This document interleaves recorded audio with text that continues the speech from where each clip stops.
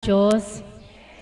Ganap na ihanda po natin ating mga sarili upang sa gayon ang bawat isa ay tuwirang makaramdam. Buhay po ba ang Diyos? Bigyan lamang po natin ng ilang sandali ang ating mga kapatid upang sa gayon ay makapwesto po tayo ng naayon sa ating sarili at upang sa gayon ay walang balakid upang hindi po tayo magkaroon ng pandama o pakikinig sa bawat isa na titindig dito. Buhay po ba ang Diyos? Handa na po ba ang bawat isa? Pumalakpak nga po ang bawat isa. Maraming salamat po. Bago ko po pasimulan o buksan ang isang tema, upang sa gayon ang bawat isa ay may tuntunin o maging layunin kung ano nga po ba ang kaganapan sa kanilang buhay, upang sa bawat isa na magtitindig dito ay may isang direksyon lamang po tayong sasabihin o ibabahagi upang sa gayon ang bawat isa ay magkaroon po ng inspirasyon. Buhay po ba ang Diyos? Bilang panimula, nais ko pong damhin o pakinggan natin kung ano ang nilalaman ng isang awitin. Tinatawagan ko pa ang kapatid na Tita Annalyn Bunso.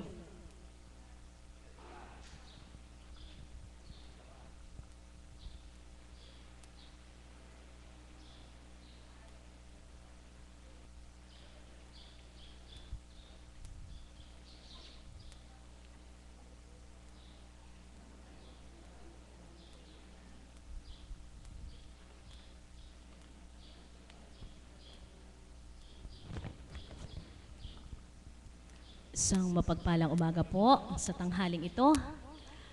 Medyo malamig po ngayon, masarap makinig. Nawa naman wag tayong antukin kasi medyo malamig po. Hindi ko po masyadong narinig ang introduction ng ating facilitator. Subalit, meron po siyang ibinigay na kanta. Pinapractice ko po sana kaya lang po wala na po palang oras. Kung ano po ang kalabasan. Although narinig ko na po ito sa CD, pero hindi ko pa po talaga siya naawit at hindi rin po siya alam ni tatay. So, bahala na po. Kakapain na lang po natin siya. Dito daw po kasi nakapaloob yung kanyang tema. So, pakinggan na lamang po ninyo. Amen po ba yun? Sige po, salamat po. Sandali lang po One more gift dito, pero kung hindi mo sabihin, okay lang kayo. Kasi kami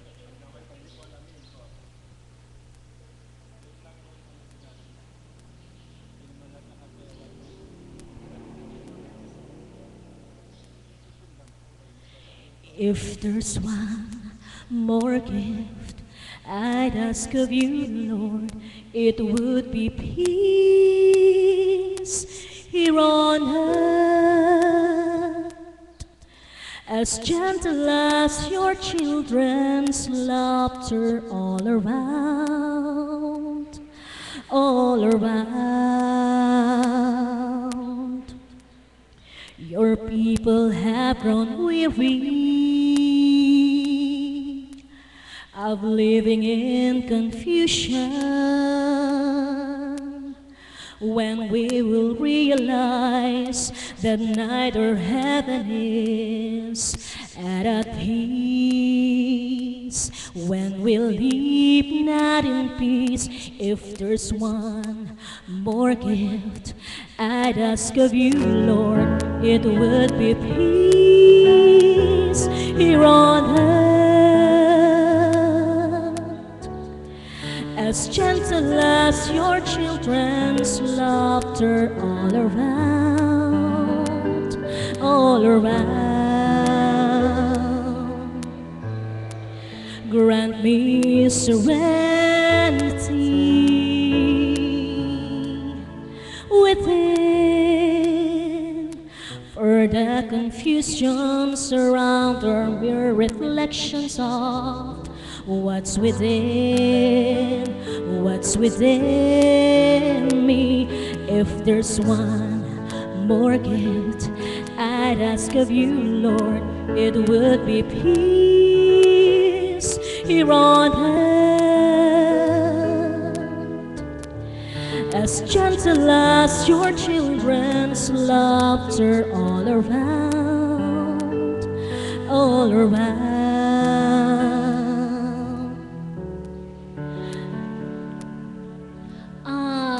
Ayon ayon po sa pagkakaunawa ko po sa awitin ito ay tungkol po sa paghingi ng kapayapaan. Amen po ba yun?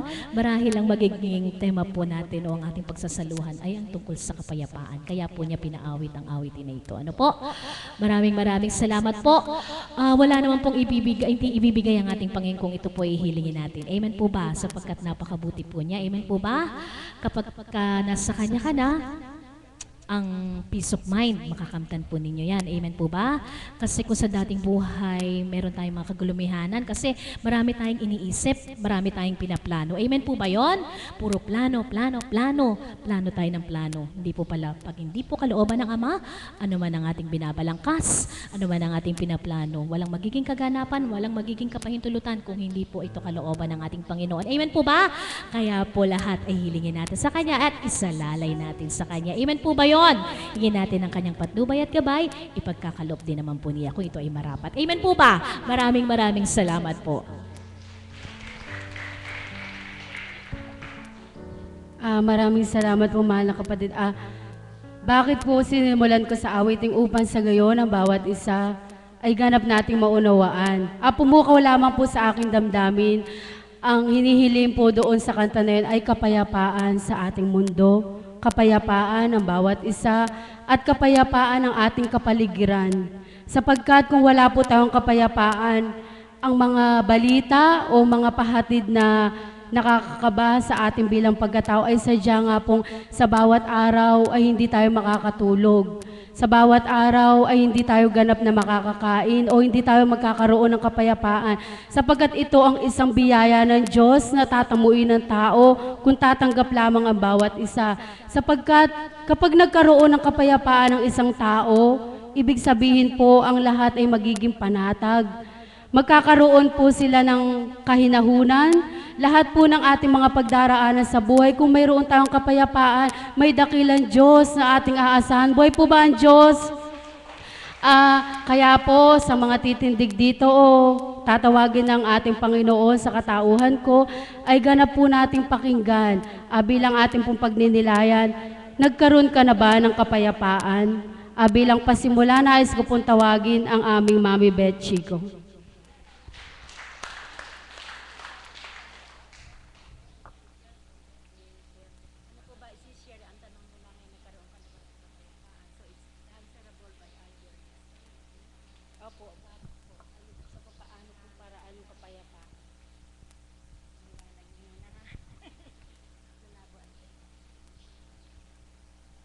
Salamat dakilang Ama sa araw na ito.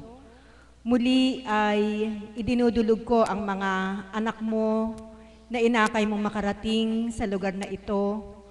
Batid ninyo, Ama, ang kanilang mga karaingan, ang kanilang mga pagnanasa, ang kanilang mga layunin kung bakit sila naririto.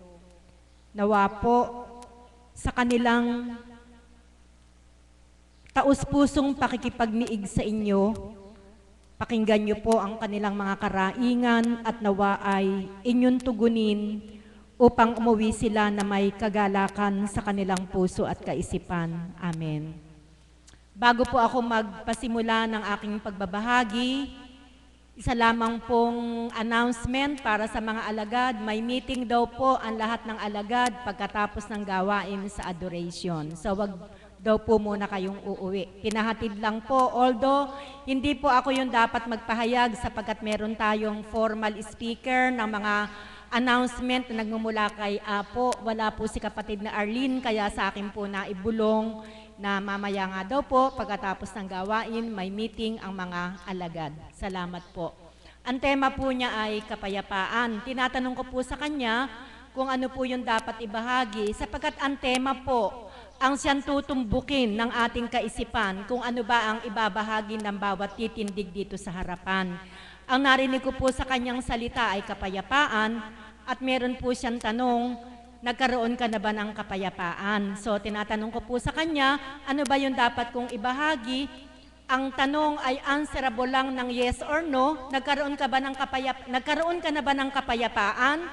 So bahala kayong sumagot kung ito ba ay oo or hindi. Ngayon, ang hindi ko po alam kung matapos kong sagutin yung tanong ng oo o hindi, ano po ba yung marapat na ibahagi. Kaya bahala na po si God kung ano po yung marapat niyang ibahagi. Matapos kong sagutin ang kanyang reflection question kung nakadama ka na ba ng kapayapaan. Ang sagot ko po dito sa katanungang ito ay, salamat sa Diyos. Nakadama na ako ng kapayapaan. Sapagkat sa dati kong buhay, laging magulo ang kaisipan. Ano ang nagdudulot sa akin ng walang kapayapaan? Wala akong kapayapaan sapagkat yung mangyayari bukas, yung mangyayari sa susunod na linggo, yung mangyayari sa susunod na buwan ay iniintindi ko na. Marahil po ang iba sa inyo ay katulad ko rin, na kaya walang kapayapaan kasi hindi pa nangyayari, pinangyayari na. At iyon po ay tanda ng kakulangan ng pananalig at pananampalataya sa ating Panginoon. Amen. Ang sabi po ng Panginoon, huwag nating intindihin ang mangyayari bukas at sa susunod pang mga araw, kundi i-focus natin ang ating kaisipan kung ano ang mangyayari ngayon. Bahala na si God kung ano ang mangyayari bukas. At pagka bukas na, bahala si God kung ano ang mangyayari sa susunod na bukas. Ang problema po kasi sa atin, masyado pong advance yung isip natin. Amen? Masyadong advance ang ating pag-iisip. Yung anak natin na kasisilang pa lang, iniisip na agad, pag lumaki, ano yung kursong ipakukuha. Amen? Ganun po tayo Bilang mga magulang, kasisilang lang nun sanggol, yung mangyayari din sa sanggol, sa next 2 years, 3 years, 4 years, 5 years, and on, pinaplano na po natin sa ating kaparaanan. Ang sabi po ng Panginoon, ito'y muli kong uulitin, anak, huwag mong pagalin ang pag-iisip mo kung ano ang mangyayari bukas. Ako ang may hawak ng bukas mo. Kaya nga tinuro ko sa panalangin ninyo, bigyan niyo po kami ngayon ng aming kakanin sa araw-araw. Kaya yung mga susunod na araw, wag na muna nating problemahin. Bahala si God sa mga darating na araw. Nung hindi ko pa po kilala ang Panginoon, ganun po ako. Kung ano yung sinasabi ko, iyon ako. Yung mangyayari sa mga darating na araw, iniisip ko na. At marami pa akong mga eksenang nakakatakot na iniisip na maaaring mangyari sa buhay ko. Kaya nga po walang kapayapaan. Ano po ang nagiging dulot nito? Pag nakahiga tayo, iniisip natin, ako yung negosyo ko. Baka kung hindi ito kumita, yung pera, kulang pa sa pambayad ko sa kuryente, sa tubig, sa etc. Hindi tuloy ako makatulog. Dahil lang iniisip ko nga, papaano ang mangyayari sa mga darating na araw? Saan ako kukuha ng pambayad sa kuryente, pambayad sa tubig? Yun na po kasi agad yung iniisip natin. Salamat sa Diyos, binigyan niya ng kapayapaan ang kaisipan ko. Sapagkat sa aking pagdulog, para po bang nangungusap sa kaisipan ko na nagsasabi na, bakit mo iniisip yung mga mangyayari sa mga darating na araw? Wala ka bang tiwala sa akin bilang Diyos mong makapangyarihan? Ako ang may hawak ng bukas mo. Kung gusto kong palaguin ang hanap buhay mo, ako ang magpapadala ng tao. Maghintay ka na lamang sa mga taong ipadadala ko para umunlad ang negosyo mo. Yun po yung kaisipang pinapasok niya sa kaisipan ko. Kaya nang ito po ay pagnilayan ko, nagkaroon po ng kapayapaan ang isip ko. Sabi ka nga, oo nga naman kahit gustuhin kong dumami yung tao sa hanap buhay ko, pero hindi nanaisin ng Ama, may magagawa ba ako? Wala. Kaya ang marapat, sa tuwi-tuwi na, dumulog tayo sa Kanya. Sabihin natin sa Kanya, Ama, kayo na po ang bahala. sapagkat ako bilang tao, wala akong magagawa.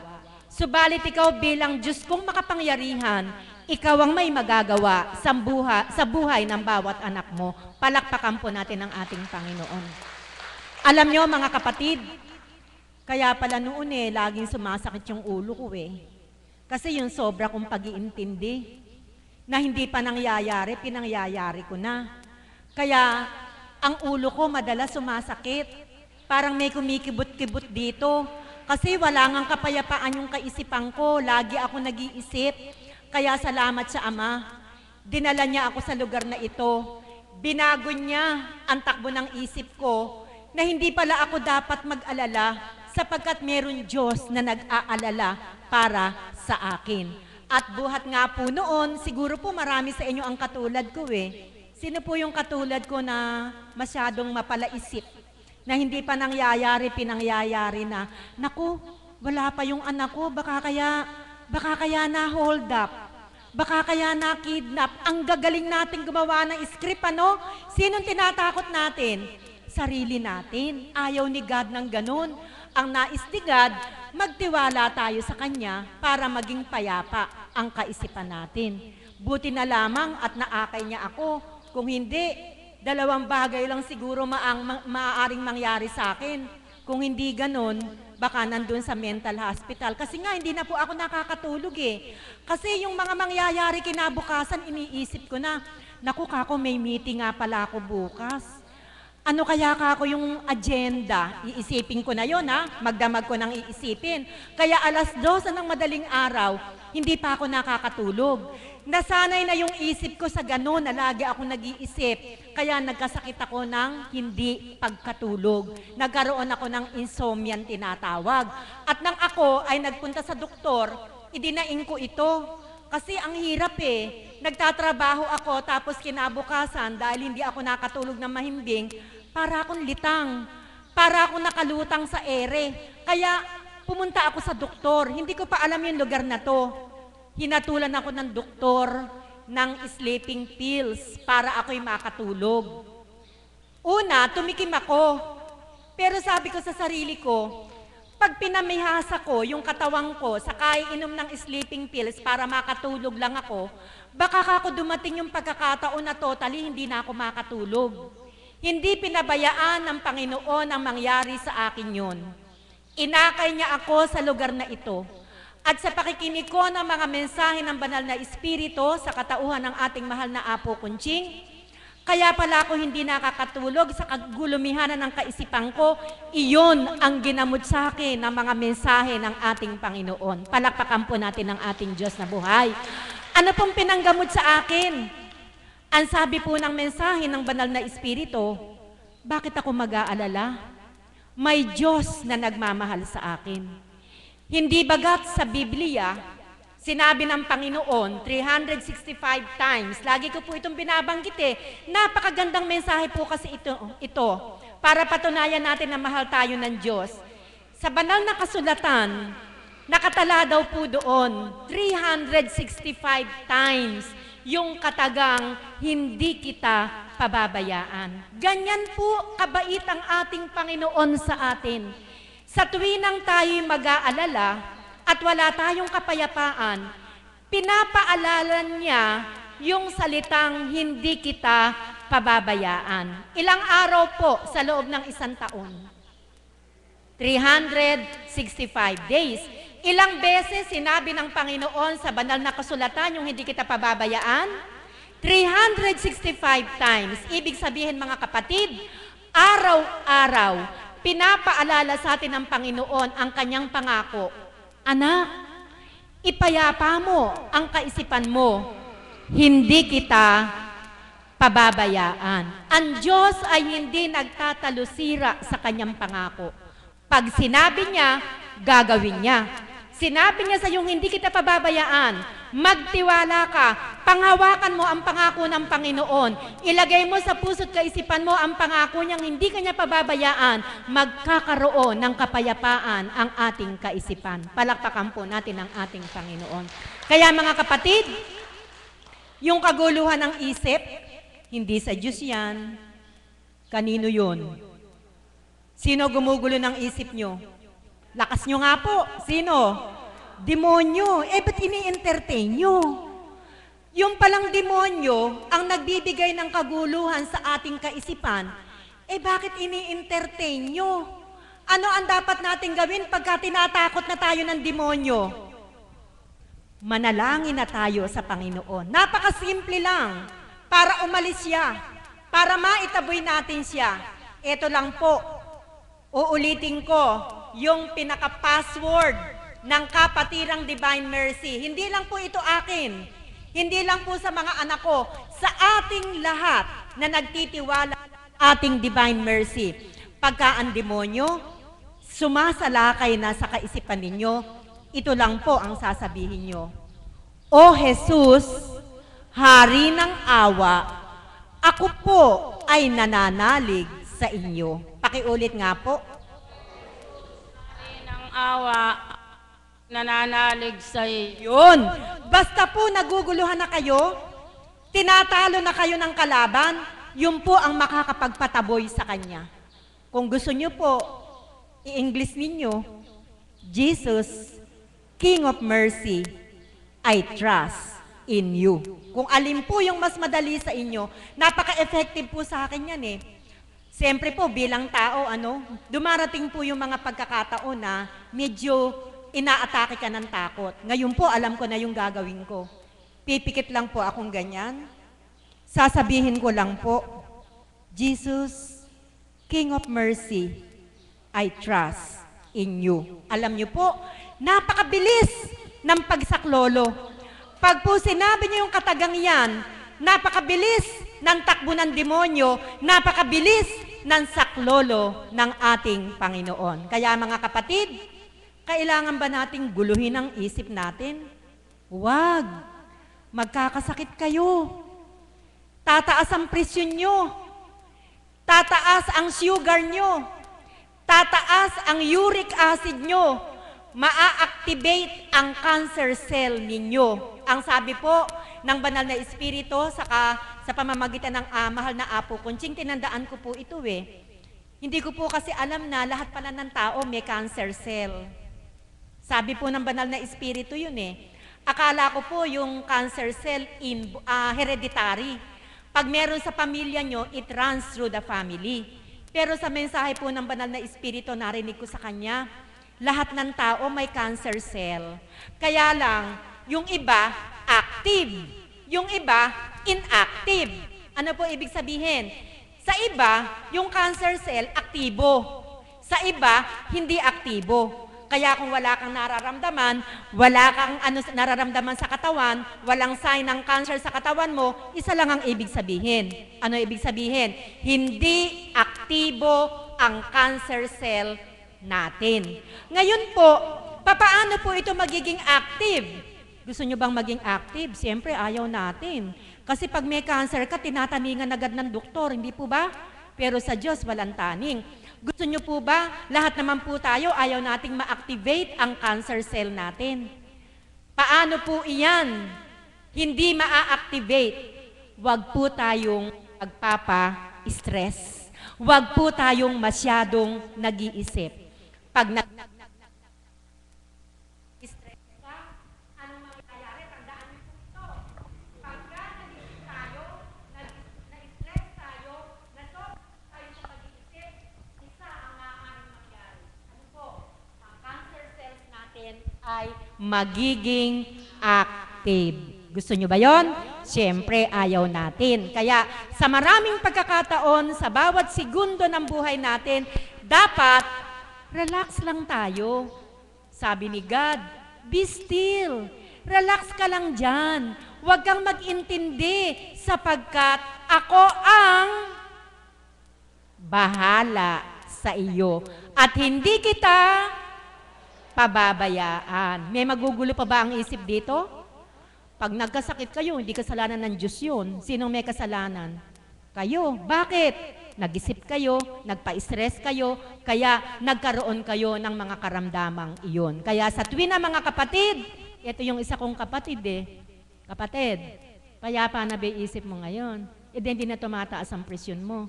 Dati 240, over 120, taas. Buti buhay ka pa, ano? Mahal ka ng Diyos, ano? Kasi yung iba, pagka ganun kataas ang presyon, ako po 130 lang, hindi ko na kaya. Sa totoo po yun. Yung 130 presyon, nahihilo na ako. Kasi sanay ako sa 110, 120, over 80 or over 90. Salamat sa Panginoon. Hindi tumataas sapagkat hindi ko kaya. Isa lang pala ang makagagamot sa lahat ng iyan. Ano po yun? Ang salitang banal na kung ating pakikinggan at isasabuhay, mabubuhay tayo ng mapayapa. Sapagkat alam natin na sa tuwina ay kapiling natin ang Diyos na sa atin ay nagmamahal. Magandang umaga po at maraming salamat. Maraming salamat po, mahal na kapatid. Malinaw na po ba ang bawat isa? Buhay po ba ang Diyos? Ganap po nating buhayin ang ating pandamausa upang sa gayon ay ganap nating maunawaan at magkaroon po tayo ng kapayapaan. Ang aking pong susunod na tatawagin, ang aming pong guro sa choir. Tinatawagan ko po ang aking kapatid na Gloria Binuya.